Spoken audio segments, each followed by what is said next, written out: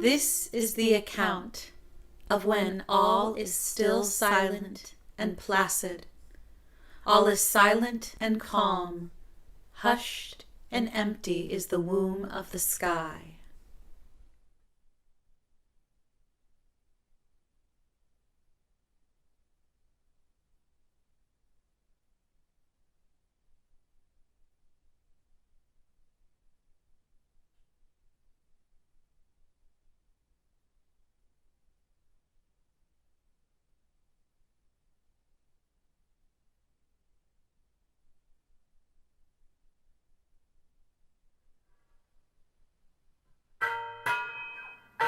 Once the center of Mayan civilization, Guatemala had been reduced by centuries of Spanish rule to an impoverished outback when, at the turn of the 20th century, a coffee boom drew investors, marketers, and railroad builders to the tiny Caribbean nation.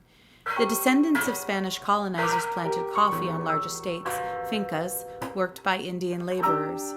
Coffee linked Guatemala to a world market in which Latin American, African, and Indonesian producers competed to supply buyers in Europe and the United States with low-priced beans.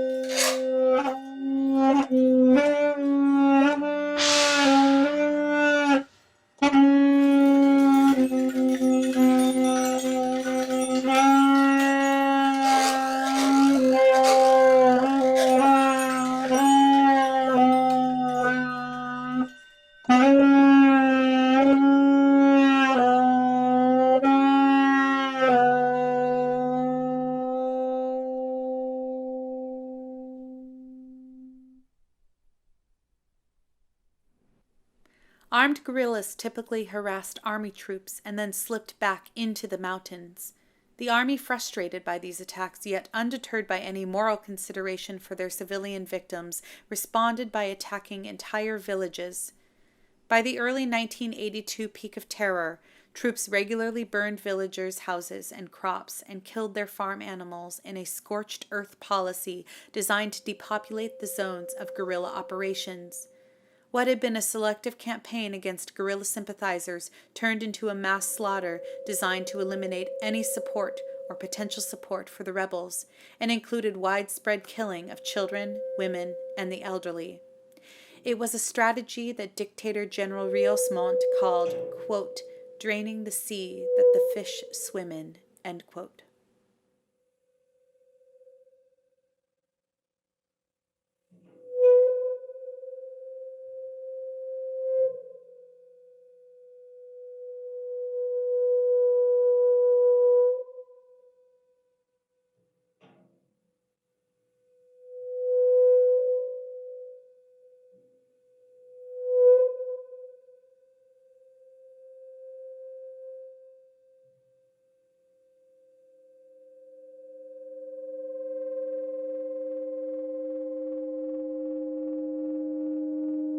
Thus, They caused the face of the earth to be darkened, and there fell a black rain, a rain that fell both day and night.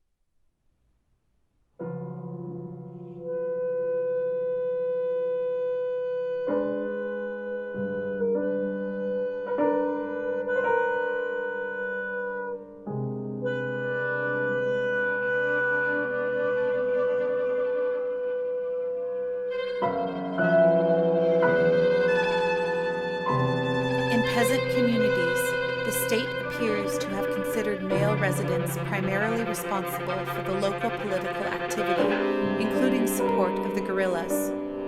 Government forces typically searched out male victims first.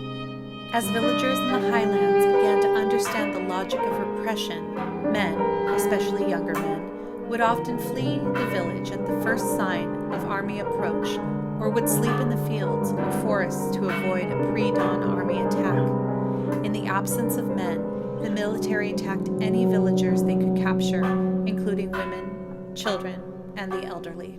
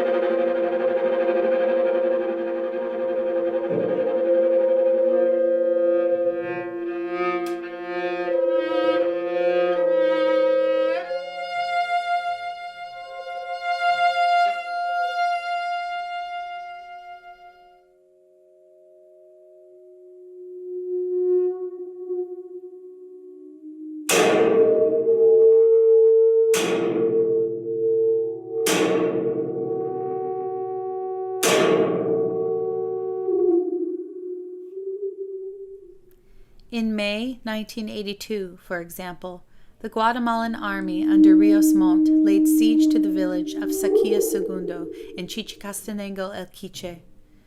Though few men remained in the village, the army killed who they could. On May 8th, 23 children. Por favor, señores de la subversión, tomen nota de lo siguiente. 10 days later, the army's elite caibiles returned to Saquilla Segundo, conducting a house-to-house search and killing 25 children, 15 women, 3 of them. Solo el ejército de si no Guatemala, dejan las armas, ustedes nosotros les vamos a quitar las armas. Porque si no dejan las armas, oigan bien, porque si no dejan las armas, no se irá a fusilar más asesinados en las orillas de las carreteras. Se irá a fusilar solo el ejército de Guatemala.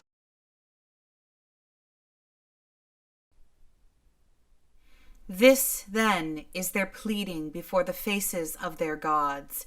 This is the crying out of their hearts. Ye, pleasing is the day, you hurricane, and you heart of sky and earth, you who give abundance and new life, and you who give daughters and sons. Be at peace, scatter your abundance and new life. May life and creation be given. May there be no fault, confinement, shame, or misfortune. May no deceiver come behind them or before them. May they not fall or be wounded. May they not be dishonored or condemned. May they not fall below the road or above the road. May they not be stricken or have impediments placed behind them or before them. May you place them on green roads and on green pathways. May they not be blamed or confined. Do not hide yourselves from them, nor curse them. May their existence be favored, so that they may be providers and sustainers to your mouths and to your faces.